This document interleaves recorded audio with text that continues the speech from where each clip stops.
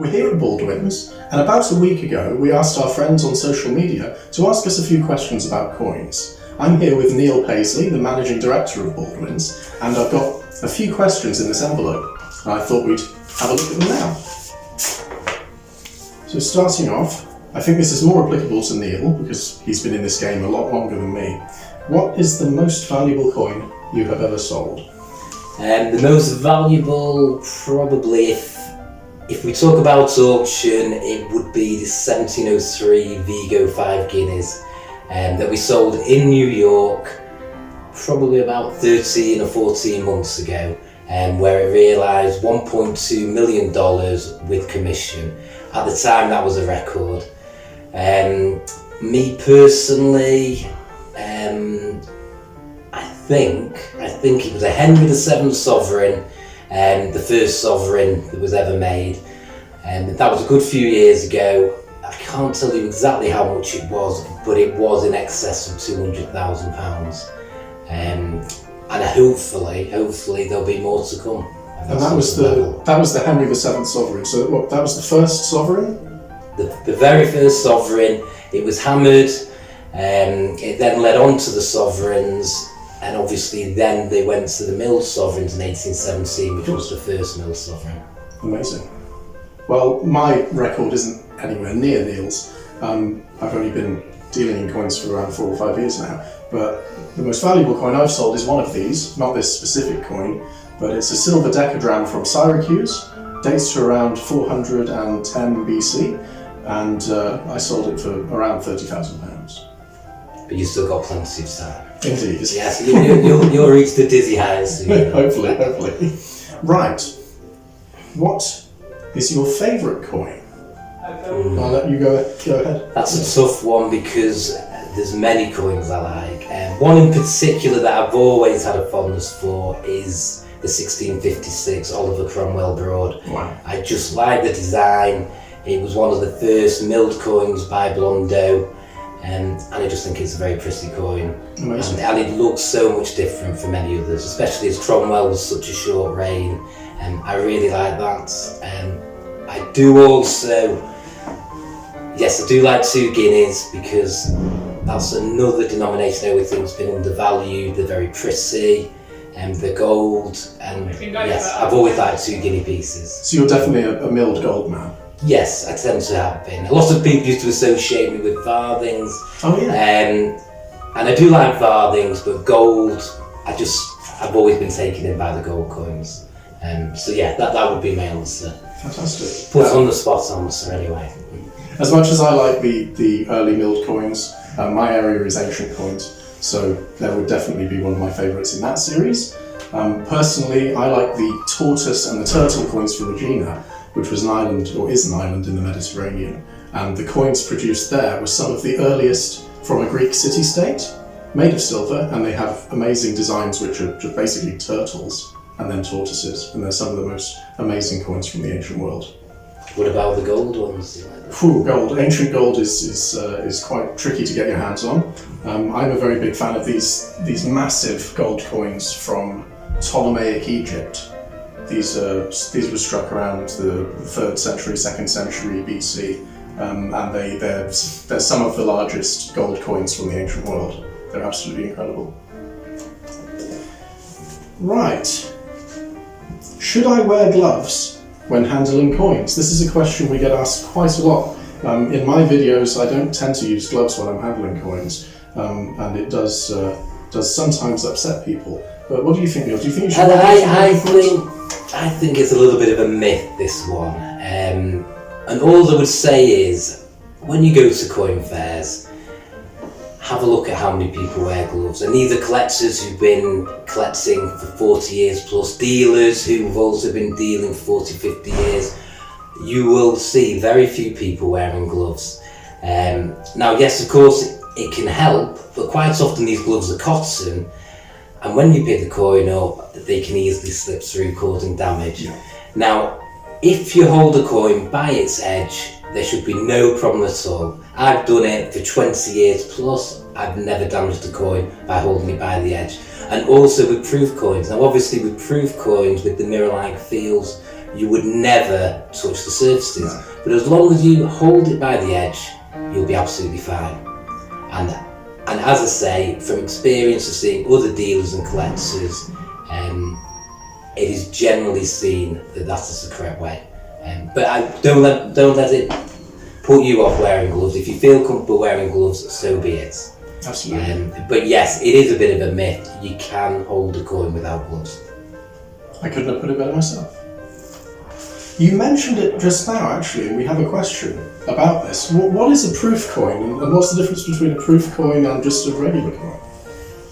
Proof coins were struck by the Royal Mint usually when they were changing a design. So if there was a new monarch, obviously there's a new portrait. Other times proof coins are struck, and this sort of goes on to patterns as well. When they're trialling something new, sometimes they'll trial a different metal, and these are called off-metal strikes. But the way to recognise a proof coin is by the mirror-like field. It is struck in a far more detailed way. The hair details razor sharp, sometimes often referred to as the lines on the reverse, they're fully struck. Yeah. The rims can be sharper, thicker. It's just a better strike. They've taken more time to do it. And as I say, normally for presentation pieces. That's probably the best description I can give off the top of my head. And as a result, proof quality coins from the historic periods, like Victorian period and earlier, very, very collectible, aren't they? Very, very much so. But they do tend to command a higher premium, because they tend to strike far less. They tend to be much rarer. What do you use to examine coins? In general, most people use a magnifying glass, varying strengths, I suppose, depending upon your eyesight, but usually most dealers will use a 10 times magnifying glass. Some people will go up to 20 times. For me personally, that's too strong. Of course, then you've got collectors, especially those doing research, looking for overstrikes, they will use microscopes, but generally speaking, a magnifying glass is all you need in general. Yeah, I definitely agree with that. So this person's asked, what is the best way to store copper and bronze coins in order to avoid corrosion, bronze disease, or further damage? This is a question I've been asked a lot over the years. Firstly, the worst way to store them is in plastic envelopes. The 2x2 plastic envelopes that you'll see a lot of dealers sell their coins in, which is fine. Temporarily, they're fine. For short term, it's fine as well, because you can see the coin and that's why dealers use them. However, long term, it's certainly a no-no. What happens is there's chemicals in the plastic that mix onto the surface of the copper coin, causing a reaction that can cause verdigris that eventually then eats into the metal, causing corrosion. So that's certainly not good. The better way is to either store it in a paper envelope, acid-free paper envelope, it'll be completely safe there, or in a plastic envelope as long as it's acid-free tissue paper that it's wrapped up in. Then you can move on to keeping them in cabinets. Now, keeping them in cabinets, I would say just wrap them in tissue or some acid-free. I'm trying to think now, the acid-free. Oh, the little plastic cellophane, plastic cellophane, because you can still see the coin. When the tray's open, you won't get cabinet friction, you won't get the lustre on a copper coin toning from the ink in the felt of the tray. So with copper coins, you do need to be careful, and ideally you should wrap them either in tissue paper or the acid-free cellophane. And our last question has been asked by somebody who would like to know, what is the difference between a hammered and a milled coin? Well, with this question, Dominic, I think you're probably better suited for this, having studied all the various striking techniques. So I will hand it back to you. Thank you. Well, a hammered coin is simply hammered between two hand-engraved dies. They were struck by hand with a massive hammer, and as a result, every coin is slightly different. So you have different variations in the striking. You can sometimes have little edge splits like that.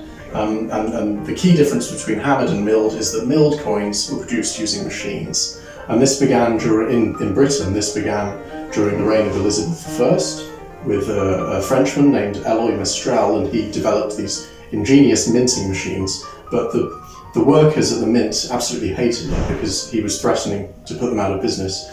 So they basically stitched him up and had him arrested for counterfeiting. 100 years later or so, during the period of Oliver Cromwell, and actually earlier during the reign of Charles I, you had a lot more experimentation in minting technology, and the proper milled coins started to be produced.